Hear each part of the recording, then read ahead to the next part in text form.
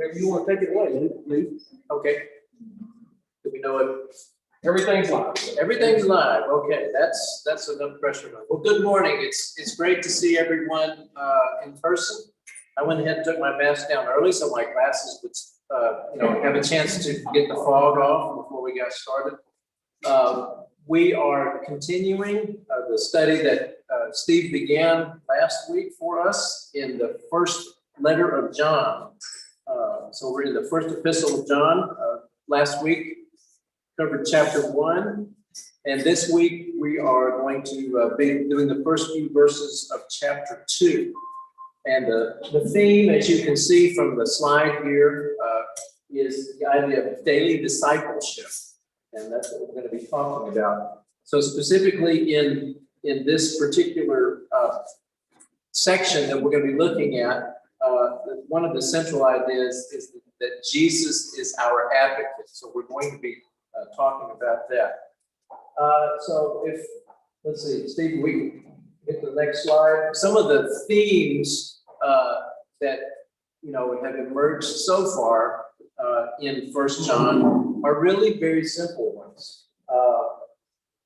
These are not big words. One of the things that I remember hearing a few days ago, Steve, is that when students start to study Greek, one of the first places they'll go to in the Bible is either the Epistle of John or the Gospel of John, because the words he uses are so simple that they're fairly easy to translate. They're not complex ideas. Yeah, it's all Greek to me. So. It's all Greek to you, and you're still way ahead of me. But if we take a look at that list of words, those are fairly simple words, even words that maybe when we're first learning to read, we learn about, although maybe not sin. That's usually not one of the ones that we start with in first grade.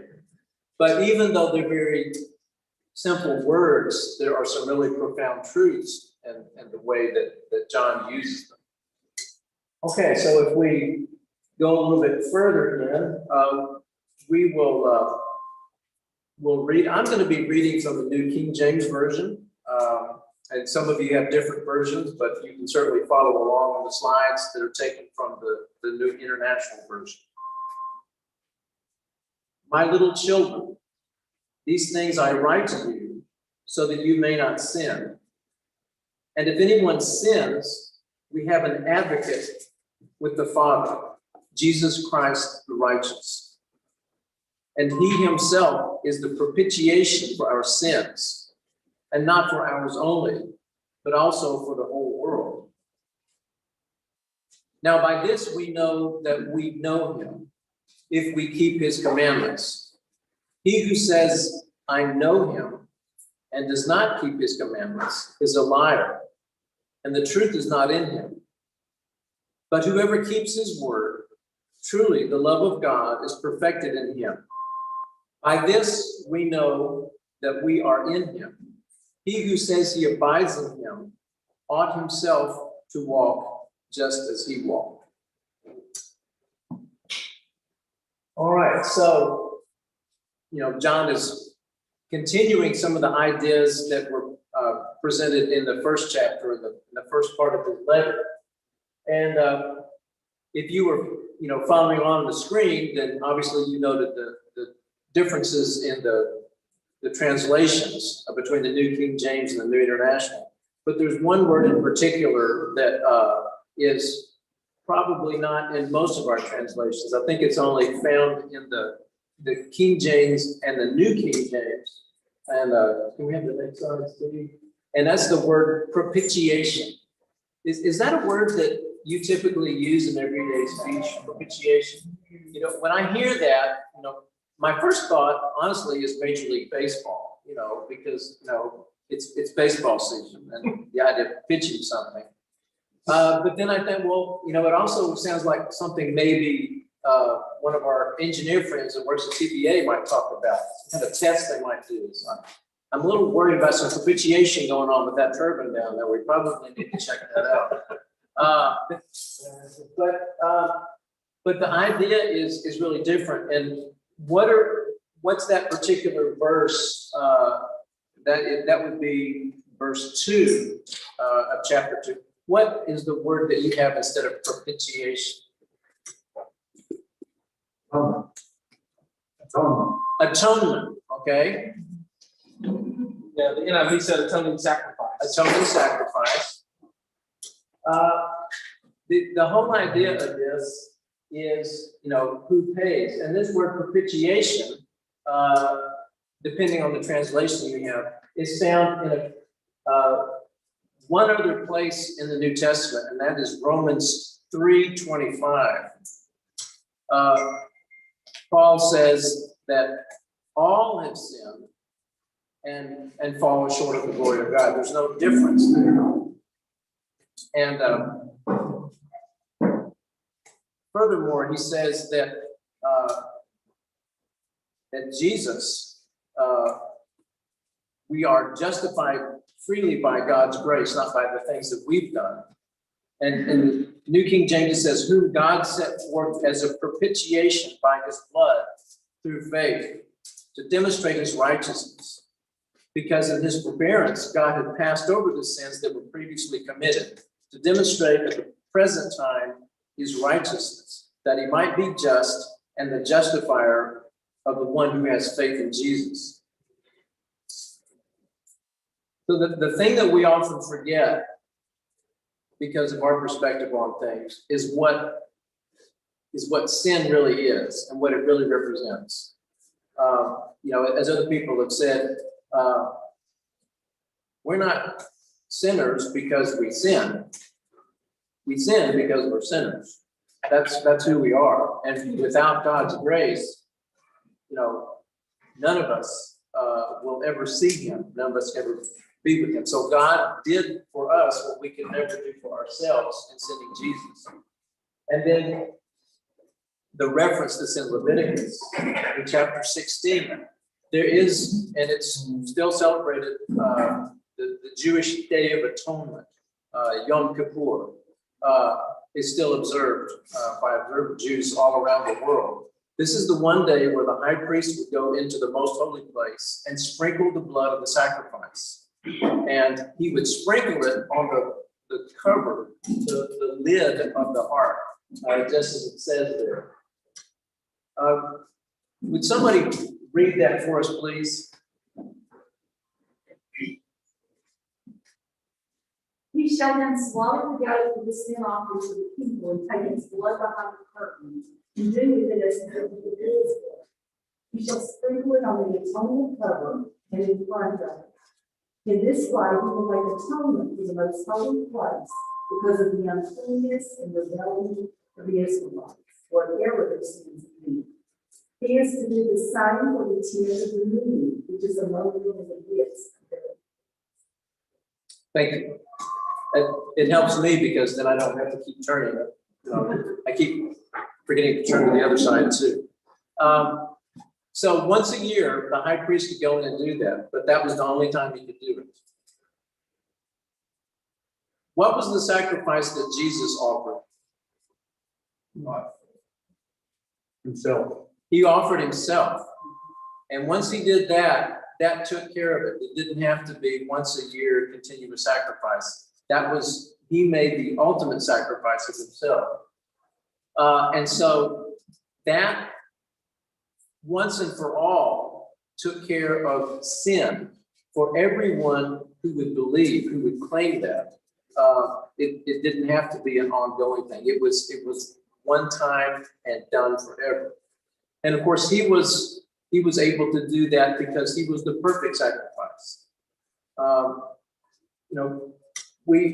Sometimes we might think it's strange that back in the Old Testament, especially we read in Exodus and those other books about how they would slaughter animals, and we don't quite see the significance of that. But if we think of it in terms of an innocent victim paying for the sins of someone else, that was the representation there. And then that again is what Jesus did for us, completely sinless. But he was able to save, as the book of Hebrews says, to the uttermost. So what's the next slide? The Romans passage. Oh, there's the Romans passage. And there we have the word propitiation or atoning sacrifice.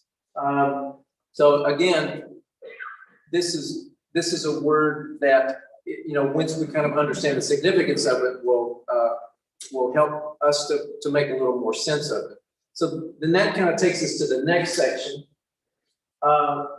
Is if we think about some of these significant words that are in there that keep showing up. So, we talk about simple words. You talk to the average person, do they use the word sin very often? I mean, what do most, if people hear the word sin, people who aren't believers, what comes to their mind? Probably some really heinous crime, maybe murder or kidnapping or something really awful that we think of in terms of dark. It's really bad, but do they use the word sin on the news? Do they say, They haven't said that about women. they haven't said that about a lot of things. Now, but the thing is, if someone offends us, we feel like they've sinned against us. We feel that way. We may not say, sin, because that's sort of a church word, that we use, but other people will talk about wickedness or evil or all of that. So even though people may not use the word, they know what it means. They have a working definition of it. But because of what sin does to us, we don't really see it for what it really is. And it's, really, once you're in Christ, you're able better to understand it and see it and realize how serious it really is. But, that word in and of itself, that doesn't really affect people because they think it's sort of archaic. And they say, oh, well, you must be you must go to church or something like that because we in common usage, we don't use that. So see what's the next slide. Okay. What's interesting is to think about what the word sin means. It's missing the mark. Yes. God has set the mark. Yes. Charles was just saying that the word sin means to miss the mark. There's a standard.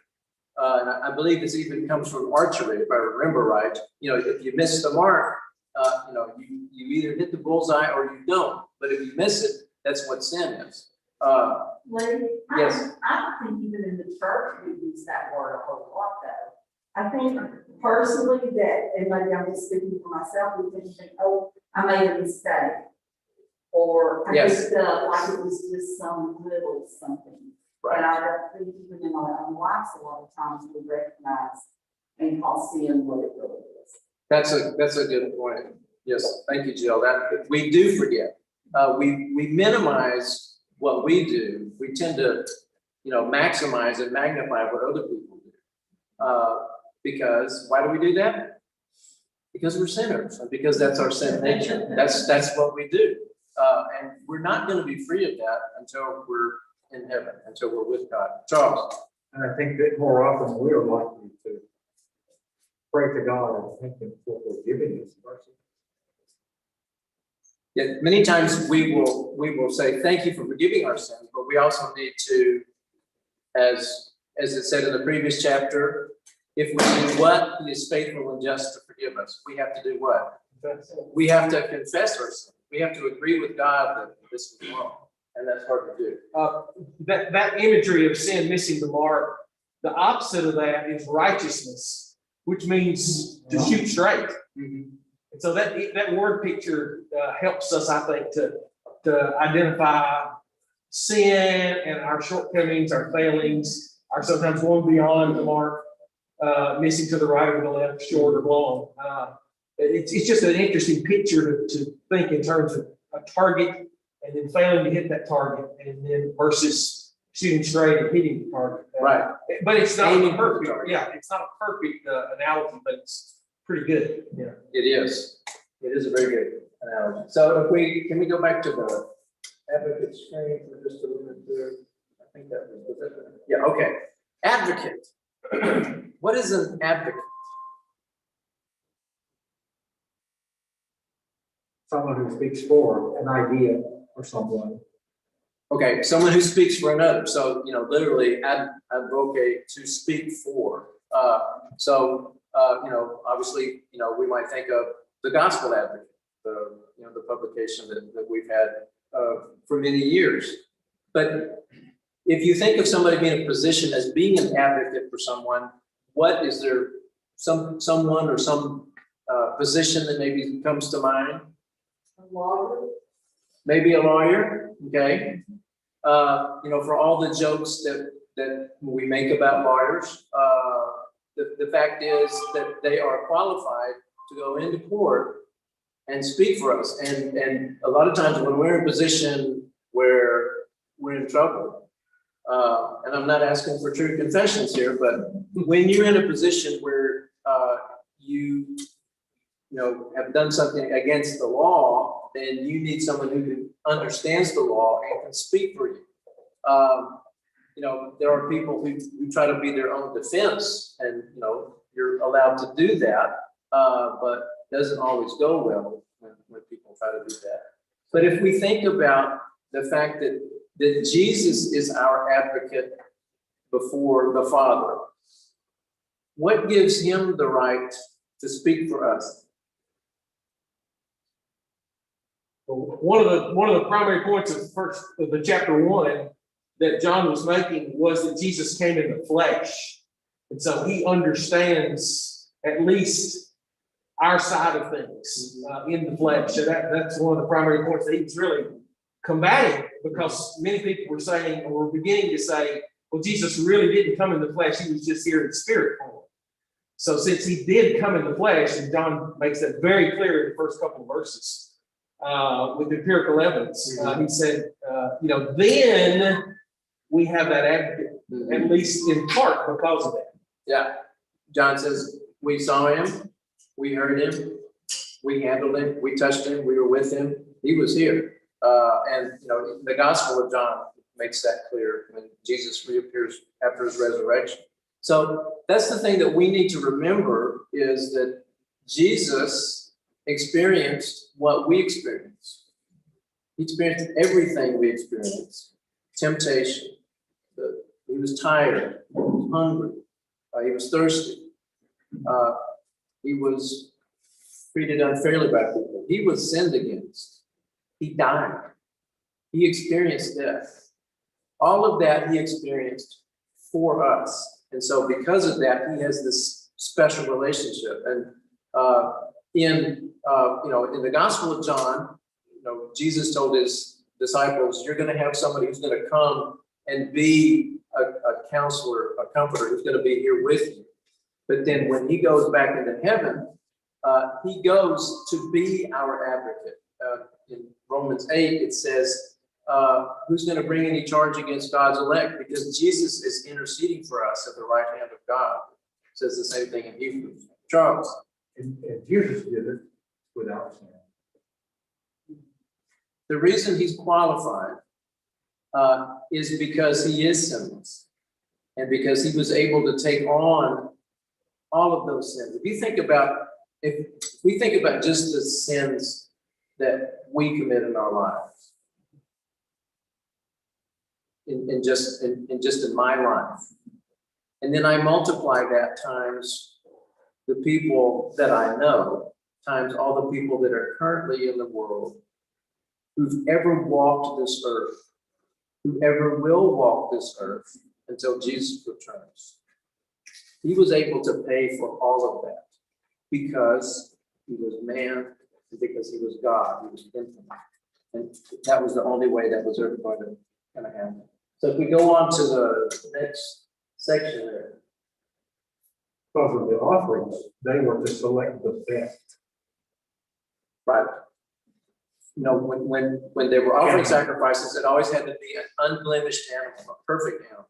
And Jesus was the perfect. And he was perfect in every way. So the idea of knowing something.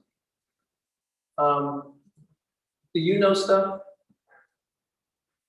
I used to. You used to know stuff? Yeah, I don't know that I remember all the things but we know stuff, okay?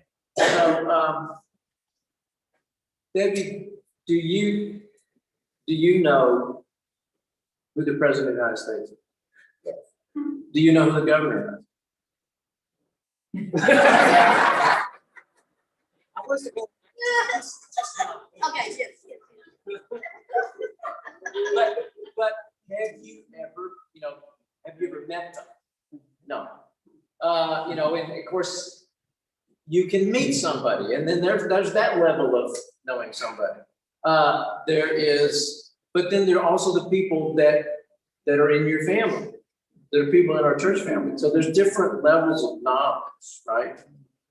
You can know about something, and in English, we just have the word know. In other languages, there's knowledge that's sort of cognitive knowledge, and then there's knowledge by experience, and they're different words. So when people say that they know God,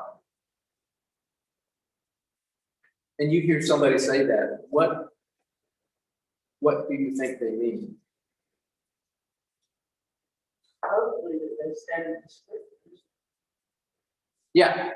Okay, if they know God, then we would say, okay, well then let's talk about, we can talk about prayer, we can talk about reading the Bible and our relationship with Christ and those sorts of things. But God is a shallow level of knowing God. You're familiar with the concept. yeah. I know all about this, because my parents took me to church when I was young, or I've heard of it. But to really know Jesus, to really know God, what does John say is the evidence of that?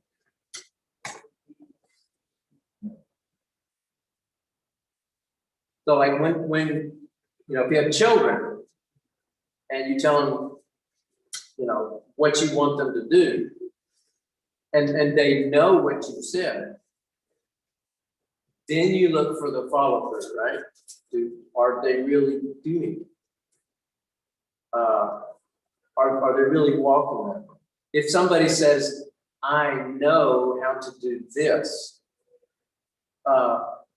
then, you say, okay, well, let's see some evidence.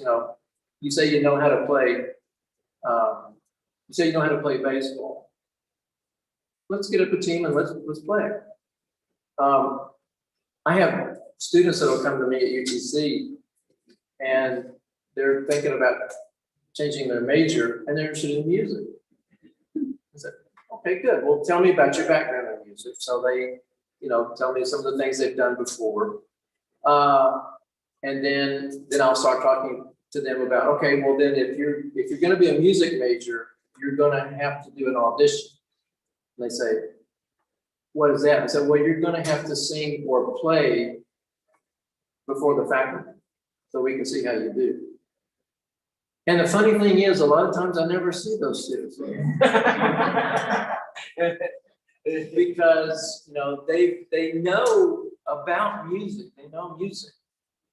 But if you're going to be a music major, you have to do music. We don't just talk about it; we do it. And so, and not everybody is like that. I mean, there are a lot of students who say, "Sure, this is really what I want to do." But that's how we know if somebody is really committed to something.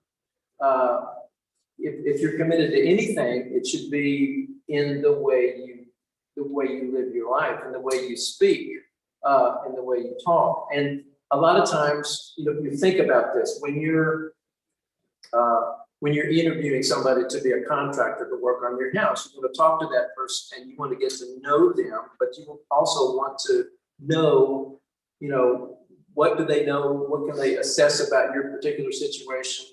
And then you might want to go see what other kind of jobs they've done in the past, right? Talk to people. So there's that level of knowledge.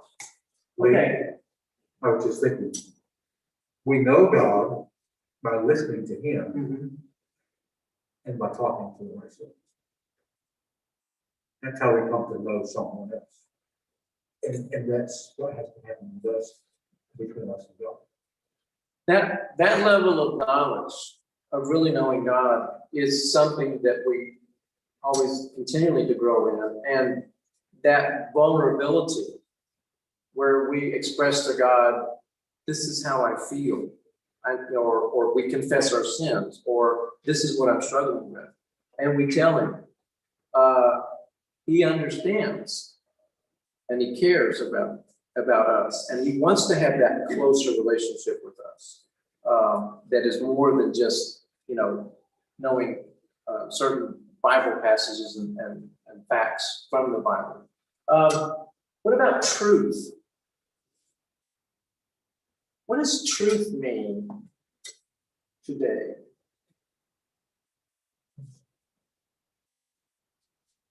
The big thing now is everyone has their own truth. Like, you speak your truth. Your truth. Yeah. Okay. But, and that sounds good because people say, well, oh, okay, well, that's your truth. But if you are going to go to the doctor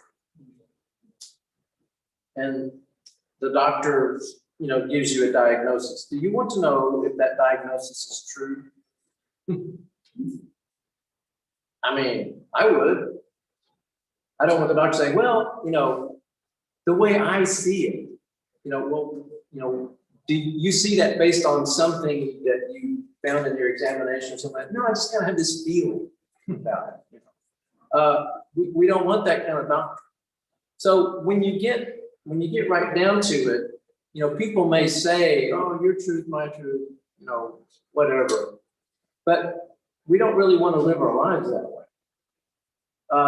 So if the truth is in a person who says they know God, how do we know? Other action again, back in John 14, he says he is the truth. So we can follow the actions that we've observed or read about, and Jesus said that's the definition. Well, that's not a capital T, but yeah, they come with some thoughts. Right. So if you're having trouble hearing what Kevin was saying in John 14, Jesus said, I am the way, the truth, and the life. And truth is by actions. And of course, he was talking to his disciples who would live with him. And so when he said, truth, when he spoke truth, but they had seen the way he lived, that was the evidence for them. So truth has to be demonstrated somehow. It needs to go back to evidence. Lee, Yes. it's interesting that John says of God, God says, if you know me, or if you love me, you will do what I say. Mm-hmm. With children, and parents with children, isn't a lot of times it may be effective to really appeal to love, to the relationship that you have with your children? Maybe that works better with grandchildren than children, I don't know. But many times you can appeal to, facts or logic or say, or because I said so. But when you can appeal to the relationship that you have with your child, and I think about how many times that, I thought about doing something that was wrong, but then I thought, okay, but do I want to hurt this person that I love? Do I want to hurt my parents? Do I want to do something that, is going to cause embarrassment to my family? That was something I remember my grandmother appealing to when I was very young. Just talking about the way that you live your life. She said, don't live in such a way it's going to bring shame to your family.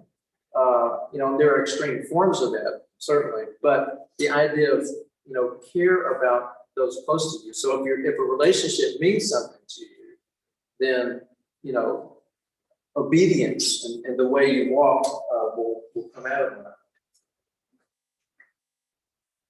Then we have love. How is love used in our world these days? or misused. Lots of different ways. We say, I love chocolate pie. Yeah. We love certain things. And then again, this is one where we have one word and then they have 4 words in Greek. Is that right, Steve? For different kinds of love. So it's usually when we talk about somebody, or talking about something, we say we love something. You know, presumably you don't love your spouse in the same way you love chocolate pie or the Atlanta Braves or any, you know, nothing against Atlanta, but we recognize that that's a very different sort of thing. And so what we're doing is substituting the word love for like. Mhm. Right. You know, or preference. Yeah. Which are, those preferences change sometimes from day to day. Mhm. I love pizza, but if I eat pizza and I get sick, then maybe I don't love pizza tomorrow as much as I did today. Right. I might not feel the same way about pizza. God so loved the world And gave. that he gave. It wasn't because he liked us, because it wasn't because of anything that was in us.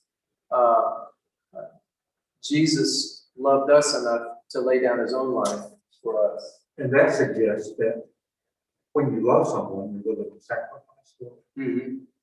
give yourself. That's the demonstration. You know, again, we think of the example that Jesus gave for us of what he did because of his love. So when we think about loving God, we sacrifice for him. And he says, surrender yourself. And the more we give to him, the closer that relationship grows, and he blesses that. Now here's another one. This is almost like sin, obedience. Isn't that what you send your dog to? Obedience training? Anybody done that? Did it work? Maybe. But obedience. That's not something that we talk about a lot, maybe. Especially in our culture. In our culture, we're not big on obedience, you know. In our culture, it's all You about. say you're your own person. That's right. This is America, man. You know, you're your own individual and liberty and all of that, and you know, obedience. No.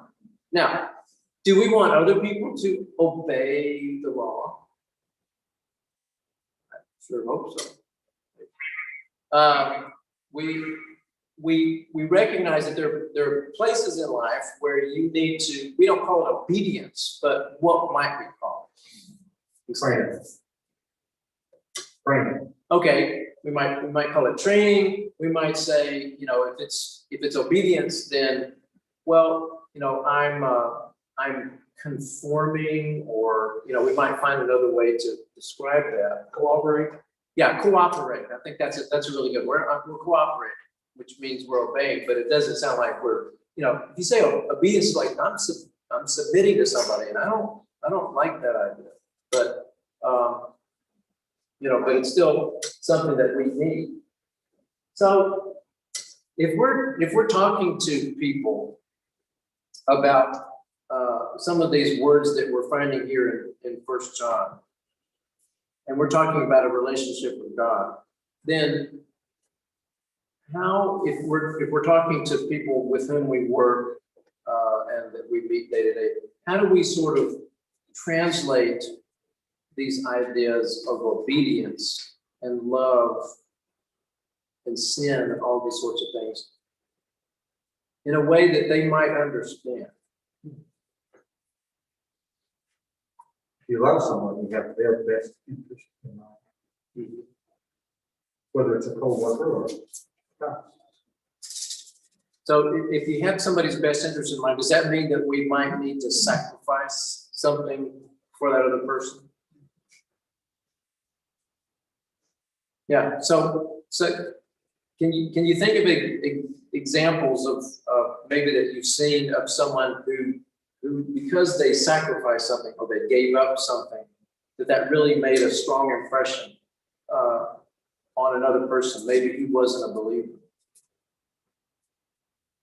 I think those kinds of things can happen, because if we respond to people as, would be normal, if people are unkind,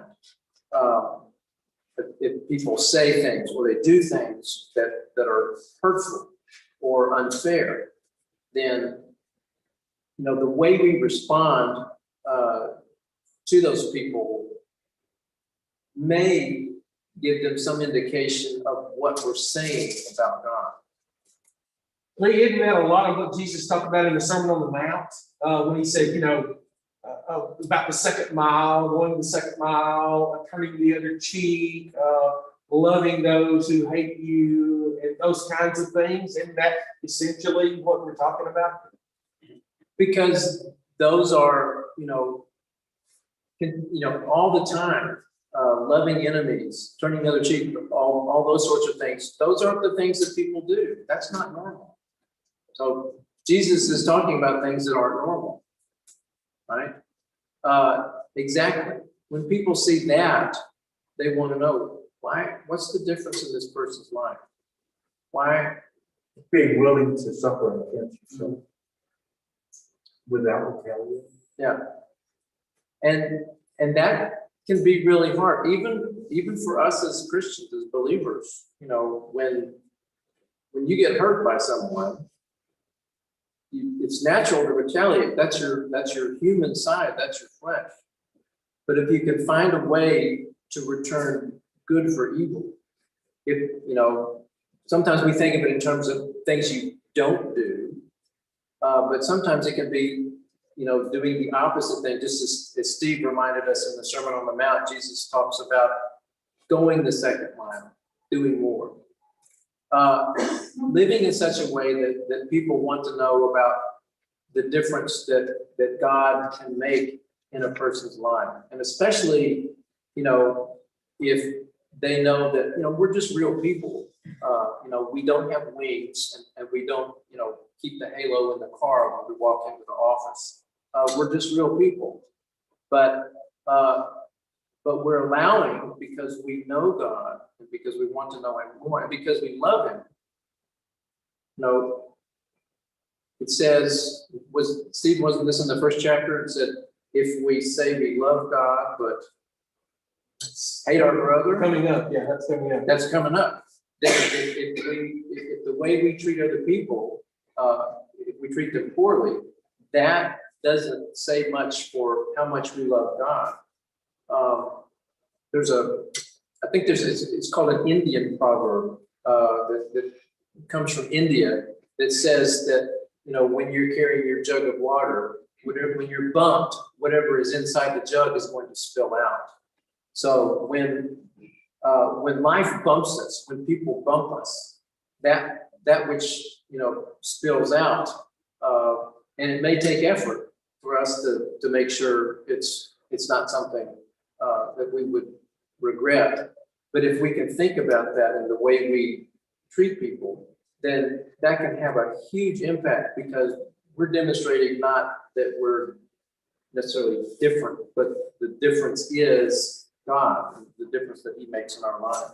When we think about Jesus as our advocate, it wasn't just, here's what Jesus is against. It's also what He was for. He's for us. That's essentially what being an advocate is. It's being for us. And when we talk about being countercultural, it's not just, well, we're against these things that are out there in culture, but we're for these things. And I think that's how love is demonstrated. Perfectly so in Jesus. And if there was ever a time in our country where we needed to demonstrate the love of Christ, this is the time. We need to be more, and we need to do more through God's help, because our country's in desperate straits. And it's going to come at a cost. it's gonna require us to sacrifice. And, you know, maybe in ways that we can't imagine. But if we'll do it on a daily basis, to demonstrate our love for God and our love for other people, that, you know, God can work through us to really help our nation at a really crucial time. Recently, I gave a gentleman something to eat. He was in me. And he cried and said, people are not like Yeah. Any little thing we can do, like Jesus said, you know, even if you give a cup of cold water in my name, there's a reward that's attached to that. So, Steve, I think we're at the end of our time. So thank you, everybody, for joining us this morning. It's great to see you again face to face, and we'll continue the study next week.